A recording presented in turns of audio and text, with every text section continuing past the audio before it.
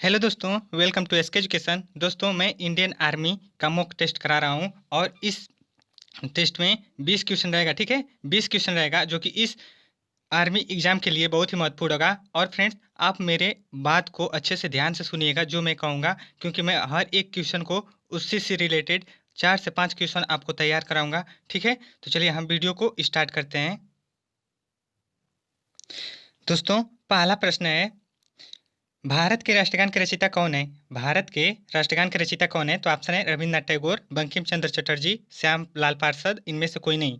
तो इसका आंसर क्या होगा फ्रेंड्स? तो होगा रविन्द्रनाथ टैगोर। जो रविन्द्रनाथ टैगोर हैं यह भारत के राष्ट्रगान के रचयिता हैं। और जो बंकिम चंद्र चटर्जी हैं फ्रेंड्स, यह किसके रचयिता हैं? तो है राष्ट्रगीत जो है वंदे मातरम। ठीक है, वंदे मातरम जो राष्ट्रगीत है उसके रचयिता यह है कौन?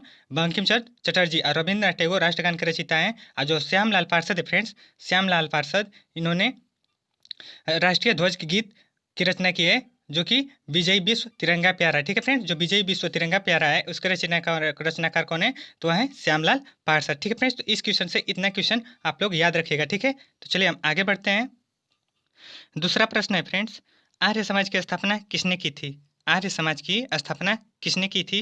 तो ऑप्शन है स्वामी दयानंद सरस्वती, राजा राम मोहन राय, स्वामी विवेकानंद, शिव नारायण अग्निहोत्री। ठीक है, तो इस क्वेश्चन का आंसर क्या होगा? होगा स्वामी दयानंद सरस्वती ने आर्य समाज की स्थापना की थी। और राजा राम मोहन राय ने किसकी स्थापना की थी फ्रेंड्स? जो कि इन्होंने ब्रह्मा समाज की स्थापना की थी, जो कि बहुत महत्वपूर्ण क्वेश्चन है। ब्रह्मा समाज की स्थापना किसने की थी? तो राजा राम मोहन राय ने। और स्वामी विवेकानंद किसकी स्थापना की थी? तो किए थे बेलूर मठ। ठीक है फ्रेंड्स, जो बेलूर मठ है उसकी स्थापना स्वामी विवेकानंद ने किया था। और जो शिव नारायण अग्निहोत्री हैं फ्रेंड्स, यह देव समाज की स्थापना किए हैं। ठीक है फ्रेंड्स, जो शिव नारायण अग्निहोत्री हैं यह देव समाज की स्थापना किए हैं। ठीक है, एक बार और रिपीट कर दे रहा हूँ। देखिए देखिए, आर्य समाज की स्थापना स्वामी दयानंद सरस्वती ने, और राजा राम मोहन राय ने यह ब्रह्मा समाज की स्थापना की। और स्वामी विवेकानंद बेलूर मठ की स्थापना की। और शिव नारायण अग्निहोत्री इन्होंने देव समाज की स्थापना की। किसकी? देव समाज की स्थापना की। ठीक है फ्रेंड्स, तो चलिए आगे बढ़ते हैं हम लोग।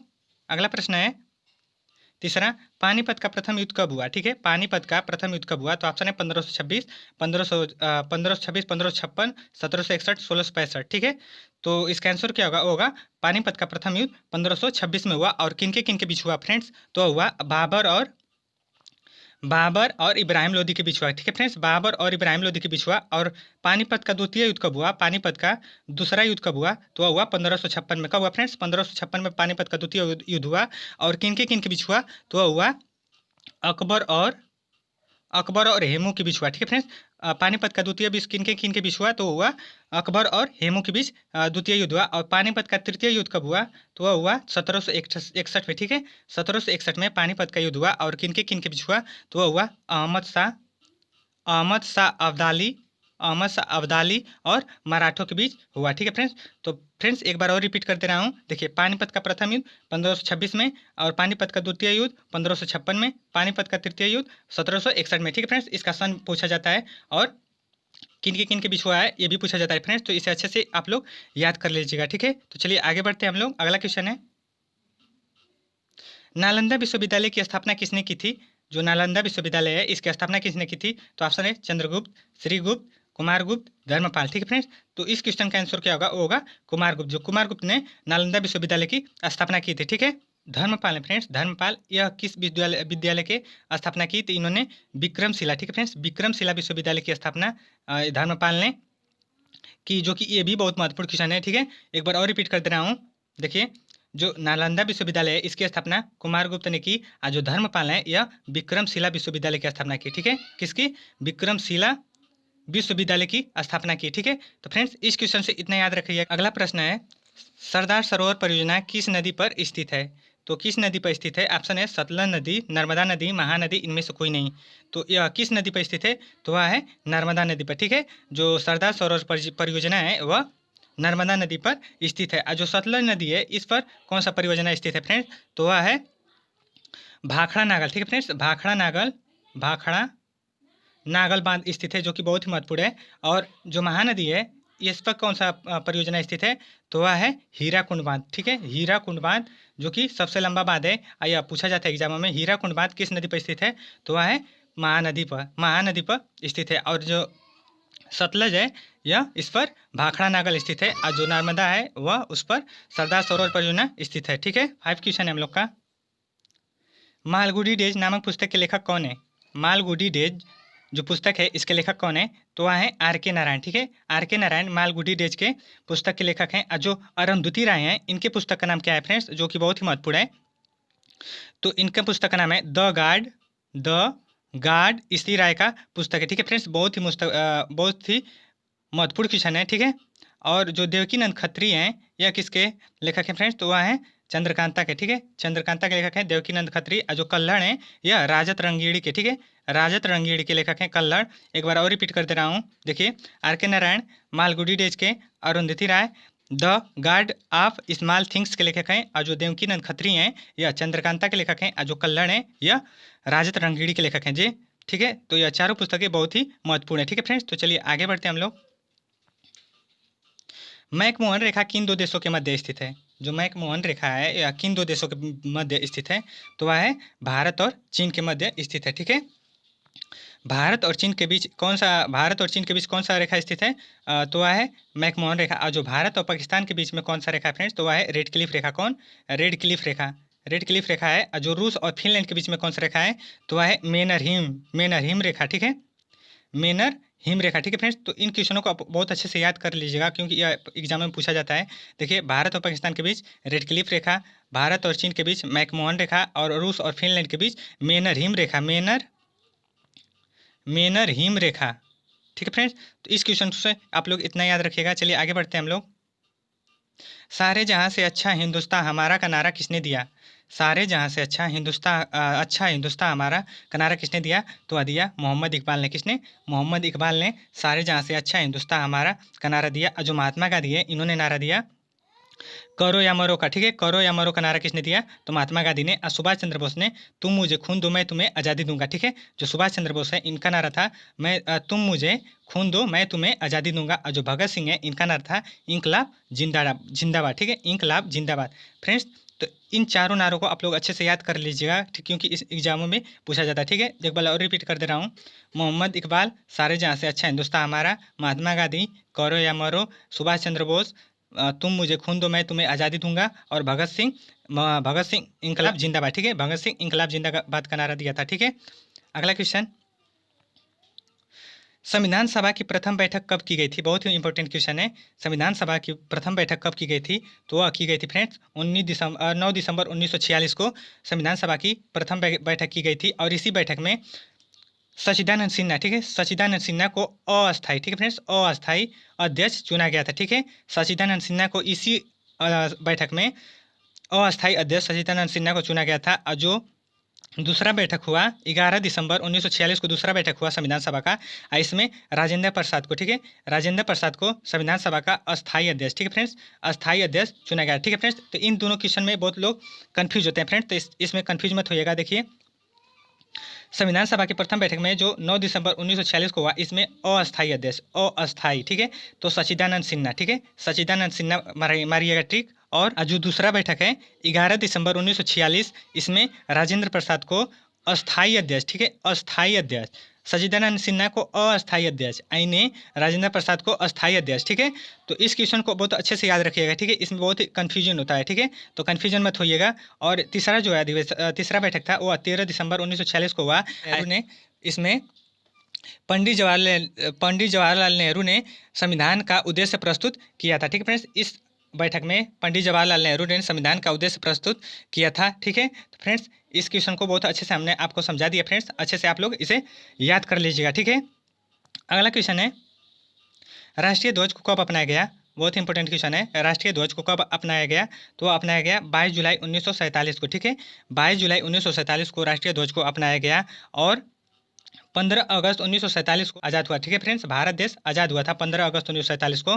26 जनवरी 1950 को संविधान को लागू किया गया था। ठीक है, संविधान को कब लागू किया गया था? तो 26 जनवरी 1950 को। और 24 जनवरी 1950 को क्या अपनाया गया था फ्रेंड्स? तो वो अपनाया गया था राष्ट्रगान। ठीक है, राष्ट्रगान और राष्ट्रगीत। ठीक है फ्रेंड्स, जो तो इन दोनों को 24 जनवरी 1950 को अपनाया गया था। ठीक है फ्रेंड्स, तो इस क्वेश्चन से इतना आपको हमने बता दिया। ठीक है फ्रेंड्स, तो चलिए आगे बढ़ते हैं।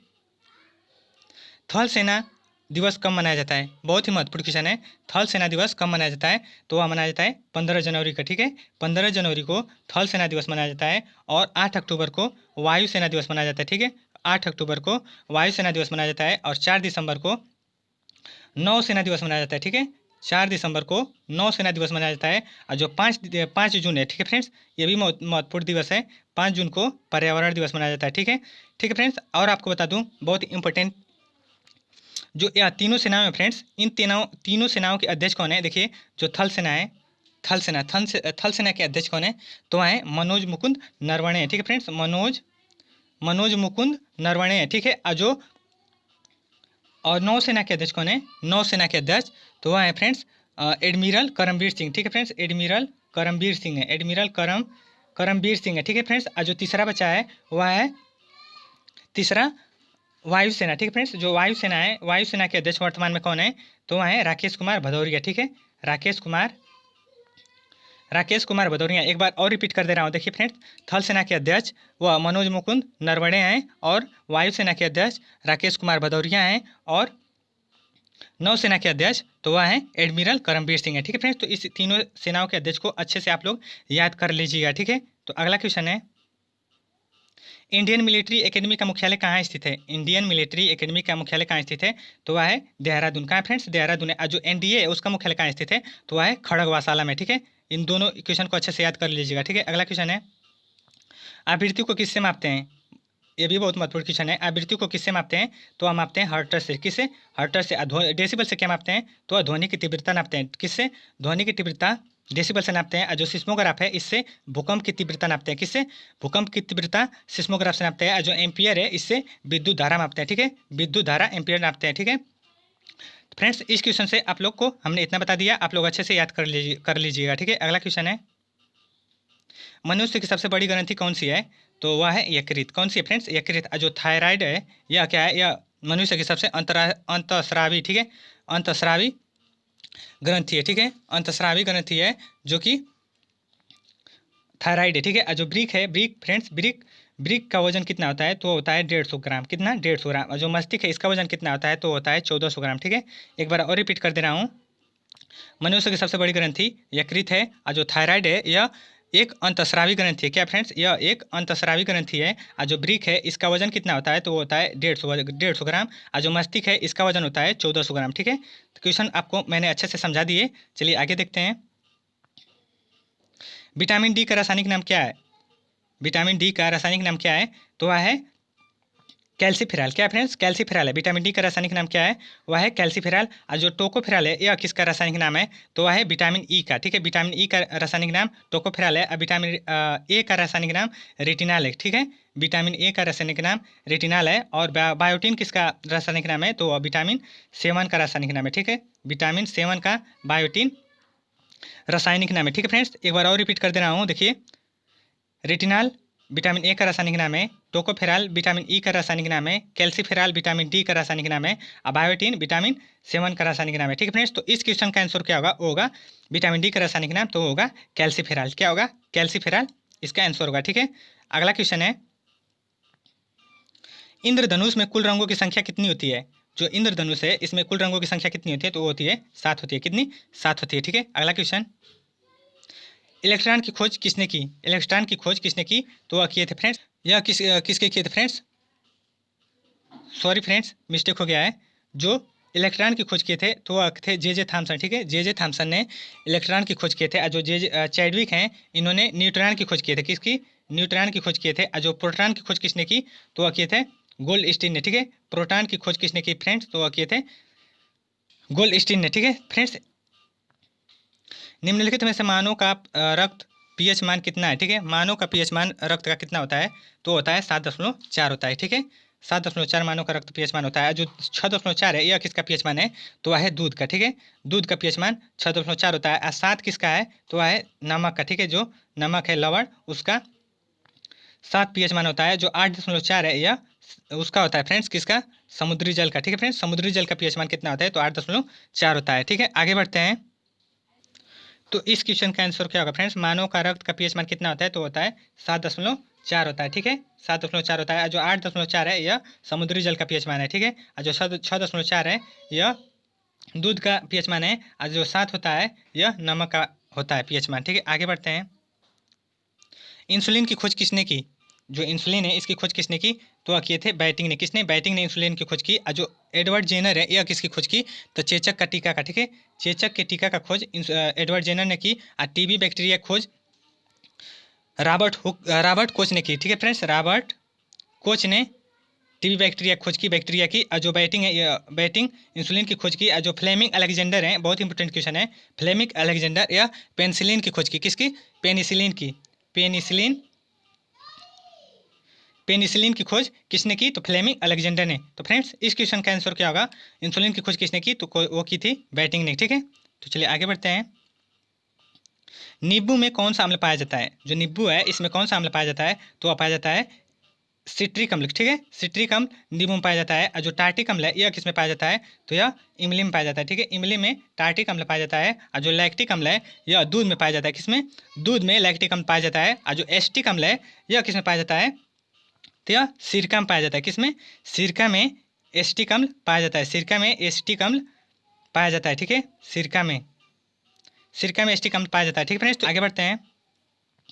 नेक्स्ट 20 क्वेश्चन है, खाने वाला सोडा का रासायनिक नाम क्या है? खाने वाला जो सोडा है इसका रासायनिक नाम क्या होता है? इसे बेकिंग सोडा भी कहते हैं, ठीक है। खाने वाले सोडा को बेकिंग सोडा भी कहते हैं। तो इसका रासायनिक नाम क्या होता है? तो होता है सोडियम बाइकार्बोनेट, ठीक है। सोडियम बाइकार्बोनेट खाने वाला सोडा का रासायनिक नाम है। इसका सूत्र क्या होता है फ्रेंड्स? इस खाने वाला सोडे का, तो इसका सूत्र होता है, वो होता है NaCO3, ठीक है फ्रेंड्स। तो यह सोडियम बाइकार्बोनेट का सूत्र है, ठीक है। NaCHO3 इसका सूत्र है। और जो सोडियम बाइकार्बोनेट है यह किसका रासायनिक नाम है? सोडियम बाइकार्बोनेट यह लवण का है। किसका? लवण यानी कि नमक का है, ठीक है फ्रेंड्स। तो इसका सूत्र होता है NaCl, ठीक है फ्रेंड्स। NaCl सोडियम कार्बोनेट का। और जो सोडियम क्लोराइड है, जो सोडियम क्लोराइड है, सोडियम कार्बोनेट, यह धावन सोडा का सूत्र है, ठीक है। धावन सोडा का रासायनिक नाम है, धावन सोडा का। धावन सोडा का रासायनिक नाम क्या है? तो सोडियम कार्बोनेट। इसका सूत्र क्या होता है? तो होता है धावन सोडा का NH फ्रेंड, ठीक है, Na2CO3, ठीक है। Na होता है, ठीक है। Na2CO3 वो सोडियम कार्बोनेट का सूत्र होता है। और जो पोटेशियम एल्युमिनियम सल्फेट है यह किसका सूत्र है फ्रेंड्स? Potassium aluminium sulphate. तो यह है फिटकरी का रासायनिक नाम है, ठीक है। यह फिटकरी का रासायनिक नाम क्या होता है? तो पोटेशियम एल्युमिनियम सल्फेट फिटकरी का रासायनिक नाम होता है। और इसका सूत्र क्या होता है? तो वो होता है फ्रेंड्स K2SO4 L2 क्वेश्चन में SO4 थ्राइज 24H2O, ठीक है। अच्छे से लिख दे रहा हूँ, देखिए बहुत टाइम लगे। SO4, ठीक है। और Al2 क्वेश्चन में SO4 थ्राइज 24H2O, ठीक है।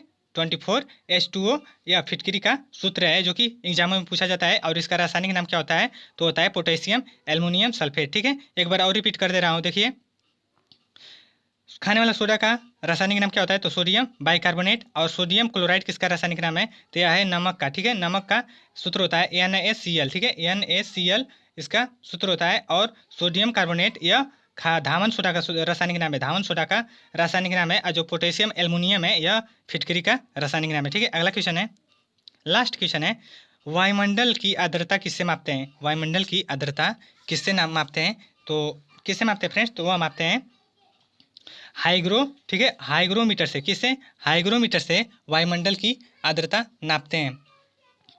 और जो बैरोमीटर है इससे क्या मापते हैं? तो इससे मापते हैं वायुमंडलीय दाब, ठीक है। वायुमंडलीय दाब किससे नापते हैं फ्रेंड्स? तो बैरोमीटर से। मैनोमीटर से गैसों, ठीक है, गैसों का दाब मापते हैं। गैसों का दाब किससे मापते हैं? तो मैनोमीटर से, ठीक है। मैनोमीटर से गैसों का दाब मापते हैं। बैरोमीटर से वायुमंडलीय दाब मापते हैं। हाइग्रोमीटर से वायुमंडलीय आर्द्रता मापते हैं, ठीक है। वायुमंडलीय आर्द्रता मापते हैं। और जो हाइड्रोमीटर है इसमें बहुत ही कन्फ्यूजन होता है, ठीक है, क्योंकि एक ही जैसे आए, ठीक है। हाइड्रो है या हाइग्रो है, ठीक है फ्रेंड्स। तो इसका आंसर क्या होगा फ्रेंड्स? तो इस क्वेश्चन का आंसर होगा हाइग्रोमीटर। जो हाइग्रोमीटर है वह इससे वायुमंडलीय आर्द्रता नापते हैं। और जो हाइड्रोमीटर है इससे क्या नापते हैं? तो जल का घनत्व नापते हैं, ठीक है फ्रेंड्स। अपेक्षिक जल का घनत्व नापते हैं। किससे? हाइड्रोमीटर से। हाइड्रोमीटर से जल का अपेक्षित घनत्व नापते हैं, हाइग्रोमीटर से वायुमंडलीय की आर्द्रता नापते हैं फ्रेंड्स। तो फ्रेंड्स मेरे वीडियो पसंद आया हो आपको तो मेरे वीडियो को ज़रूर लाइक कर दीजिएगा। अगर आप मेरे चैनल पर नए हैं तो मेरे चैनल को सब्सक्राइब भी कर लीजिएगा, क्योंकि मैं कोई भी वीडियो अपलोड करूँ तो सबसे पहले आपके आएँ, क्योंकि मैं ऐसे ही प्रैक्टिस सेट लेकर आता रहूँगा। ठीक है फ्रेंड्स, चलिए धन्यवाद।